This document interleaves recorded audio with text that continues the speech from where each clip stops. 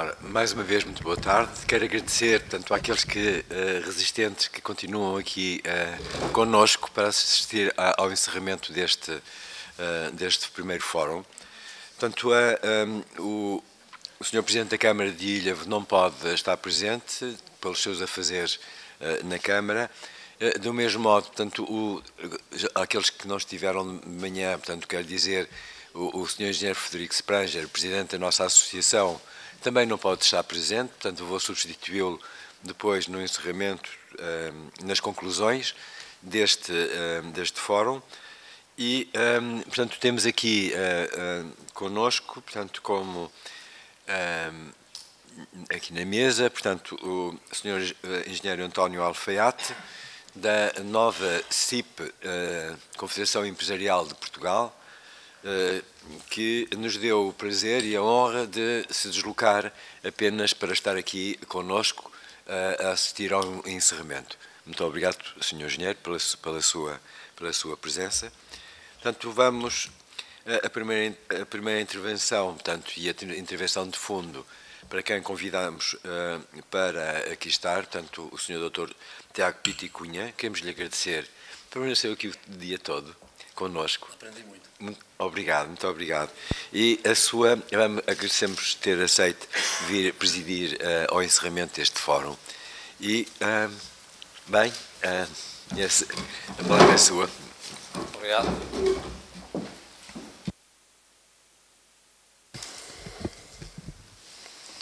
Muito obrigado e também cabe-me começar por agradecer o convite da Associação das Indústrias Navais, ao Engenheiro Ventura de Sousa, também ao Engenheiro Luís Gomes, por me terem convidado a estar aqui e a encerrar este evento.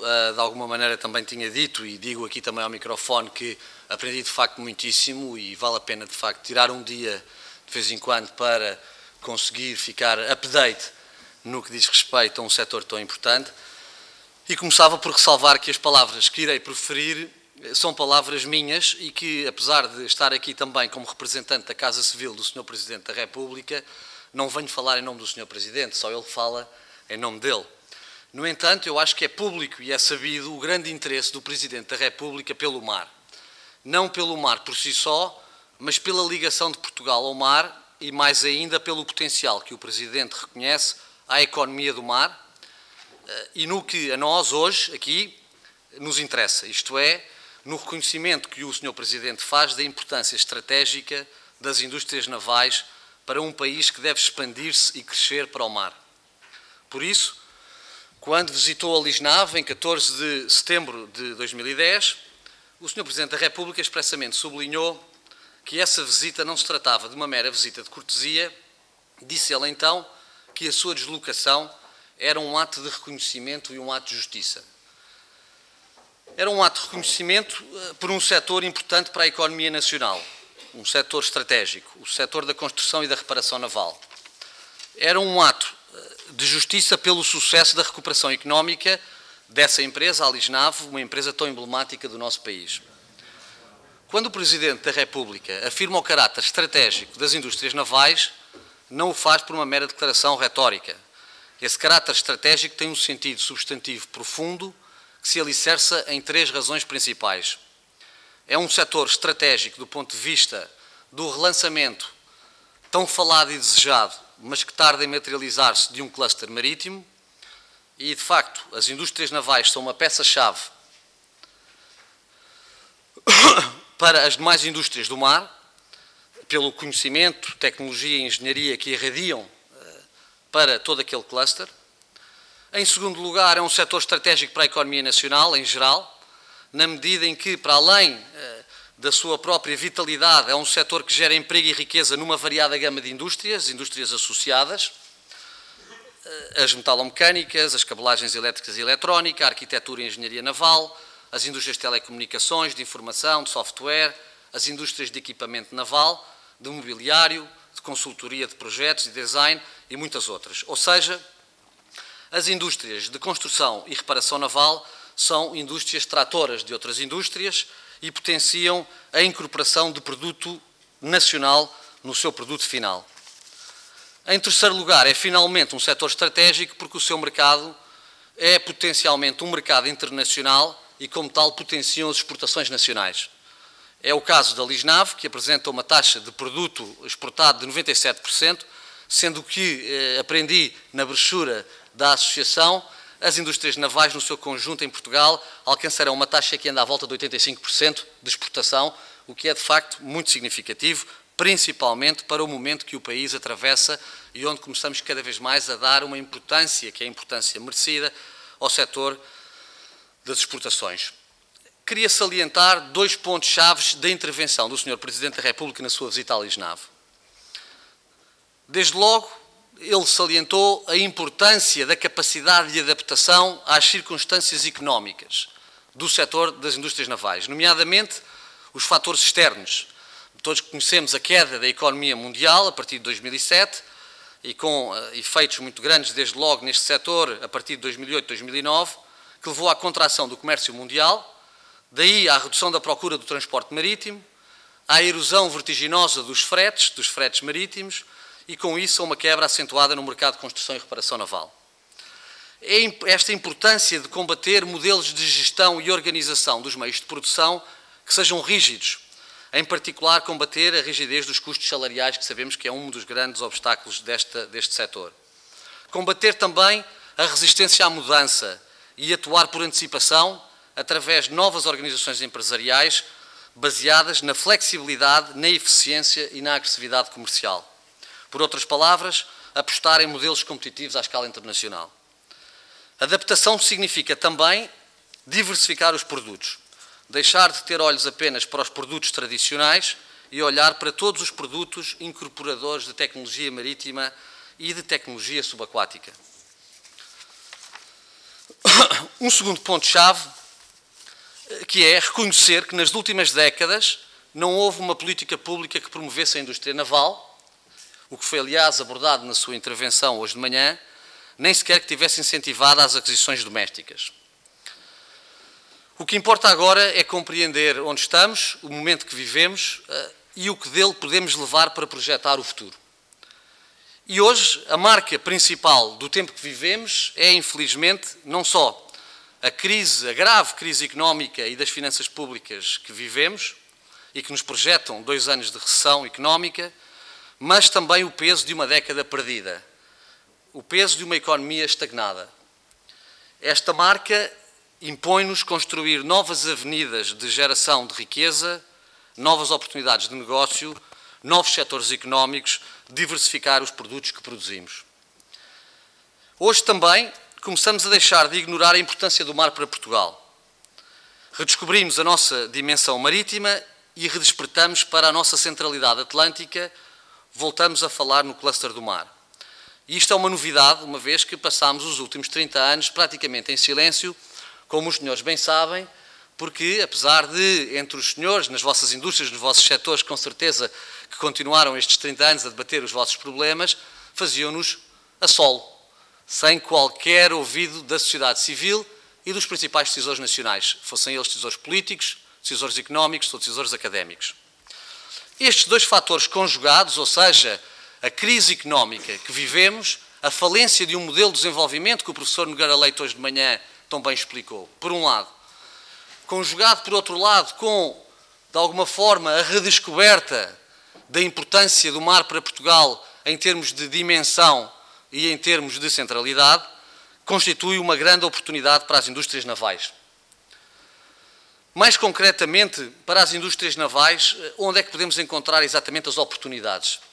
Enfim, muito já foi dito aqui, não deverei ser eu a ensinar a missa ao vigário, os senhores sabem muito mais disto do que eu, e eu iria, de alguma forma, referir alguns aspectos que extravasam numa lógica que extravasa o que é tradicionalmente a construção e a reparação naval e o que é tradicionalmente, portanto, o setor económico da Associação das Indústrias Navais. A nível internacional, temos mais globalização, vamos ter ainda mais globalização, vamos ter mais comércio internacional e, por isso, vamos ter mais transporte marítimo. Há, portanto, oportunidades para as indústrias navais que saibam ser competitivas e, simultaneamente, especializadas e diversificadas. Isto significa concorrer à escala planetária, trazer soluções globais para os problemas globais do transporte marítimo mundial. E não vou entrar aqui em detalhes de quais são essas soluções, quais são esses problemas, já falámos aqui muitíssimo, quer no aspecto da segurança, no aspecto da eficiência, no aspecto da rapidez, no aspecto da proteção ambiental. E é à escala europeia que estes aspectos ganham contornos mais definidos. A questão ambiental, do clima, da penalização do transporte rodoviário, a promoção dos novos conceitos do Clean Ship, o Green Vessel, da redução das emissões dos navios, que é fundamental, do transporte marítimo de curta distância e da concorrência ao caminhão. Na Europa, a frota de transporte marítimo de curta distância é, dentro das frotas, digamos, de transportes marítimos que percorrem as nossas costas, aquela talvez mais obsoleta. E, portanto, há toda uma oportunidade também nesta questão, quer na questão do transporte marítimo de curta distância de mercadorias, quer no transporte marítimo de curta distância de passageiros, nos chamados ferries. É uma oportunidade que, pelo menos na Comissão Europeia, é levada muito à séria como sendo uma oportunidade futura para a indústria europeia. Portanto, apostar na produção e reparação, no retrofitting de navios de transporte marítimo de curta distância, mais limpos, é um objetivo que tem vindo a ganhar contornos nas políticas europeias, nomeadamente na política europeia de transportes. À escala europeia, obviamente, também temos o repto da política da energia e, portanto, das energias renováveis, da eólica offshore, por exemplo. Sabemos que houve indústrias de construção naval em países do norte da Europa que se adaptaram e que de alguma forma, passaram a dedicar também a esta questão da produção de equipamentos para a indústria eólica offshore. E também temos as plataformas offshores multiusos. Vi aqui com agrado que é o projeto emblemático do Oceano 21, é também um dos grandes projetos, é também um projeto emblemático para a Comissão Europeia no quadro do 7º Programa Quadro e da Call Oceans of Tomorrow. Depois também foi aqui abordada a questão toda do desmantelamento de navios. O Sr. Chris Mullen referiu bastante esta questão do desmantelamento de navios. Mais tarde ou mais cedo será importante, será difícil ou impossível aos armadores europeus transportar os seus navios para abate no Extremo Oriente e será necessário nós começarmos a pensar também nas indústrias que irão fazer um desmantelamento de navios em segurança ambiental e pessoal. Depois temos o nível nacional. Desde logo, o turismo marítimo e a náutica de recreio, uma indústria que na Europa vale 72 mil milhões de euros por ano e onde, por exemplo, num país como a Turquia, temos um exemplo em que, nas últimas 2 décadas, houve uma enorme reconversão da construção e reparação naval para a náutica de recreio e para os desportos náuticos, que são produtos de valor acrescentado elevado. Se o cluster marítimo em Portugal vier a ser desenvolvido, como eu julgo que é algo de incontornável nos anos que vêm, as 2 grandes prioridades desse cluster serão, sem dúvida, alimentação e turismo. E, por isso, ambas estas áreas vão criar oportunidades para a tecnologia das indústrias navais. Não necessariamente apenas na construção e reparação naval, mas naquela lógica que eu disse que extravasava estes produtos tradicionais e, portanto, com os olhos também, por exemplo, na construção de plataformas para a aquacultura. Não apenas a aquacultura para cultivo de pescado, mas também para a produção, por exemplo, extensiva de macroalgas para as indústrias que irão emergir de biocombustíveis e biomassa. Por outro lado, Portugal tem de continuar a apostar na construção naval militar, que é um eterno setor, ou vetor, digamos, desta indústria sempre adiado. É importantíssimo fazer o mesmo que fazem os nossos parceiros europeus nesta matéria, que é, de alguma forma, alicerçar numa filosofia mista a construção e reparação naval entre o equipamento militar e a conquista de carteiras de encomendas da Marinha Mercante ou de transporte marítimo civil. Por outro lado, um dos grandes custos desta indústria da construção e reparação naval são os custos de instalação. É importante, por isso, pensar-se em formas criativas de fugir aos grandes custos de capital inicial que são necessários desembolsar em docas secas, em guindastres e em infraestruturas e maquinaria de grande valor. E, portanto, é importante também investir mais na indústria do equipamento marítimo. Aliás, é importante começar a esbater esta diferenciação que existe entre equipamento marítimo, por um lado, e construção e reparação naval, por outro, como se estivéssemos a falar de segmentos estanques. A nível europeu, esta segmentação também existe, existia com mais força há 6, 7 anos, era uma preocupação da Comissão Europeia obrigar a que os dois setores se encontrassem e começassem a falar. Até por uma razão importante. É que, enquanto a construção naval, seguramente a reparação, talvez menos, porque a localização é importante, mas na construção naval a deslocalização é natural, é naquela teia de fornecedores do equipamento naval que é difícil replicar uma indústria. Se a Europa, que ainda hoje é a potência número 1 mundial em termos de equipamento marítimo, conseguir manter vivo esse equipamento marítimo e com uma palavra mais forte na construção, na projeção, no desenho dos equipamentos navais, da construção naval, da reparação naval, então é possível, de alguma forma, manter na Europa, associada a esse equipamento naval, também indústrias de construção e reparação. Não é possível enviar toda a indústria de cluster do equipamento marítimo para a China numa década. Ela continuará na Europa. E, portanto, a questão do equipamento marítimo julgo que é uma questão fundamental. E em Portugal, que nós não temos praticamente uma indústria de equipamento marítimo, que indústrias podem migrar para o mar em setores auxiliares e em setores associados.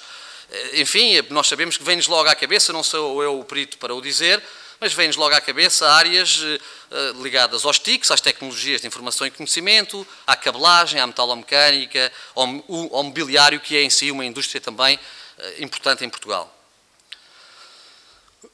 Depois, interessa, julgo eu, também apostar nas tecnologias subaquáticas, nos veículos subaquáticos, bem como na educação e treino nestas tecnologias subaquáticas. São indústrias hoje em dia na Europa crescentes e com um peso já bastante considerável. Se atentarmos nos números que estão no relatório do Hipercluster do Mar, entre tecnologias subaquáticas, veículos subaquáticos concretamente, educação e treino, estamos a falar aqui de áreas que, a nível mundial, ultrapassam os 30 mil milhões de euros.